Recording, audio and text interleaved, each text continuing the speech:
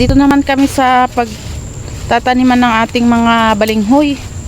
Pero dadaan muna kami dito sa katabi na taniman naman ng mga talong. Dini po yan sa dulo. Pati po katabi po ng mga kamote. Pero maganda na rin po ang ating mga talong din eh. Karatig po rin ang tataniman natin ng mga balinghoy. Tingnan nyo po, maganda na yung ating mga talong. Ayan guys, may mga bulaklak na rin ang iba. Tagal matunaw. Ayan guys. Ayan guys, yung mga talong namin.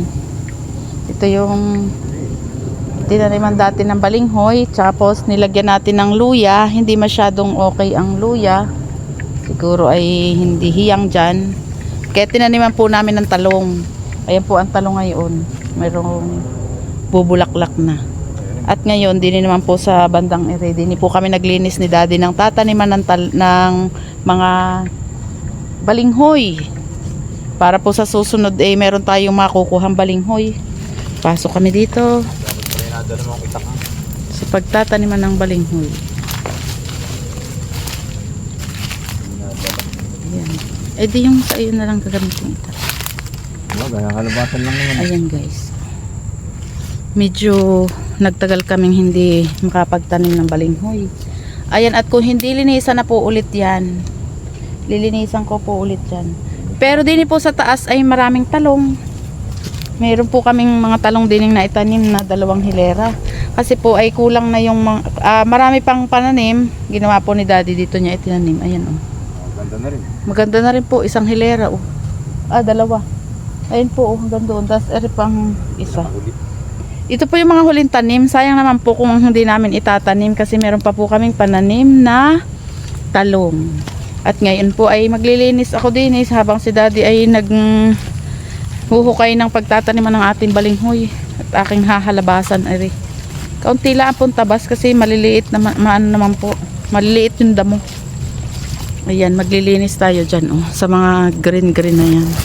Si daddy ay maghuhukay ng tataniman ng balinghoy. Ayan muna guys.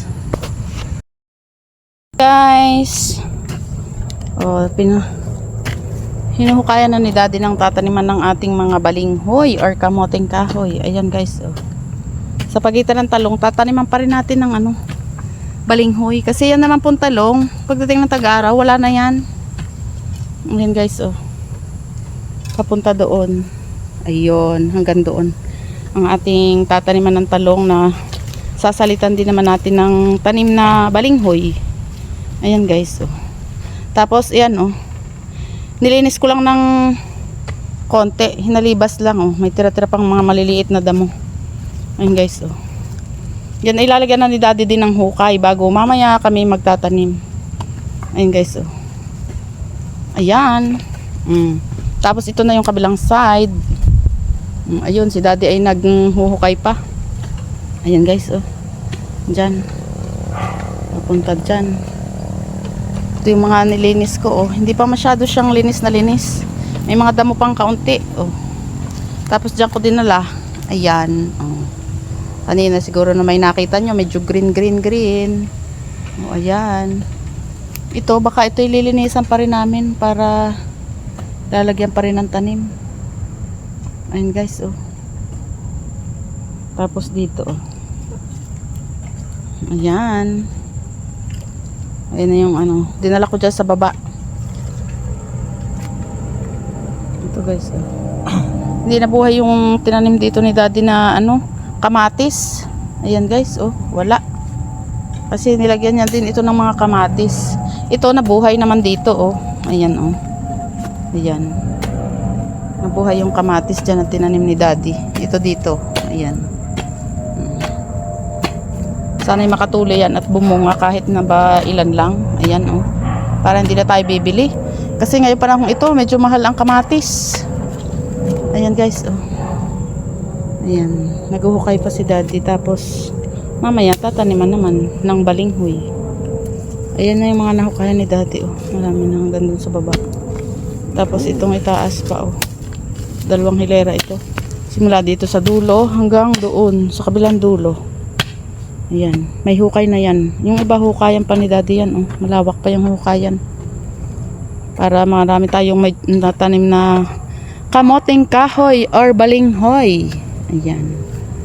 Ito hindi namin ito tinaniman. Space na yan. Bago dumating ang kalsada para siya ay magkaroon ng mga medyo tumaba yung lupa niyan. Kasi yan o, nilagyan namin siya ng mga siit-siit yung mga damo naming tinabas. Diyan namin nilagay. Kadyos ang itatanim dyan sa Para sa gilid niya. sunod naman, tatanim na niya ng kadyos pagdating ng tag-ulan. Ayan guys. Yan ang mga nahukayan natin. At meron na din dito. Ayan pa. Ayan. Hukayan pa yan. Bago magtatanim.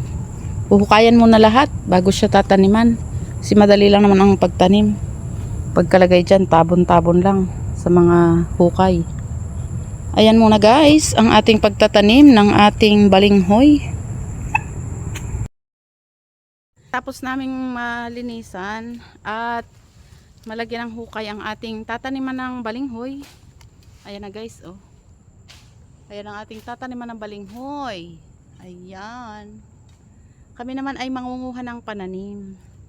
Mamaya tayo magtatanim. Mangunguha muna tayo. Dito guys, oh. Nangunguha na si daddy din eh. At ayan na, oh. Ayan guys, oh. Yan yung dati naming hindi binunot. Itatanim naman namin. Mangunguha si daddy ang pananim. Para mataniman na natin to mamaya, oh. Ayan guys, oh. Dito mangunguha. Ayan, pataas na yan, oh. Marami. Yan ang pangunguhanin natin para sa ating pananim. Meron pa din yung biga.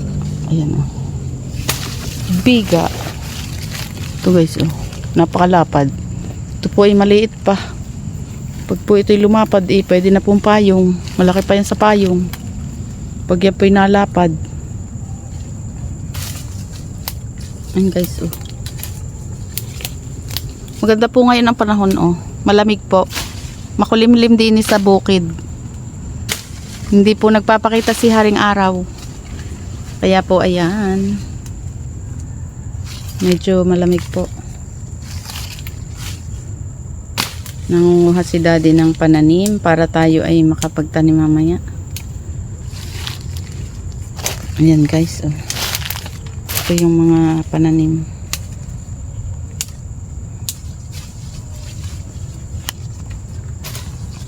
Ayan guys, oh. Hahakutin ko yan doon. Saan? Dini lang sa tabi. Para mamaya naman po yan puputol-putulin.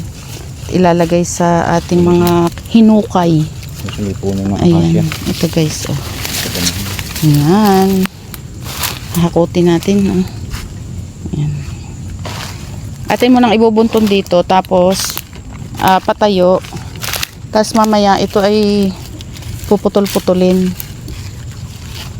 Ayan guys, oh. Natumba. Ito sandal ko dyan. Ayan guys, oh. Yan yung nakuha para dyan. Tatanim natin dyan later. Ibubunton ko dyan. Maghahakot muna ako ng mga pinutol ni daddy na mga pananim. Ayan guys. Mamaya po yan ay puputol-putulin naman.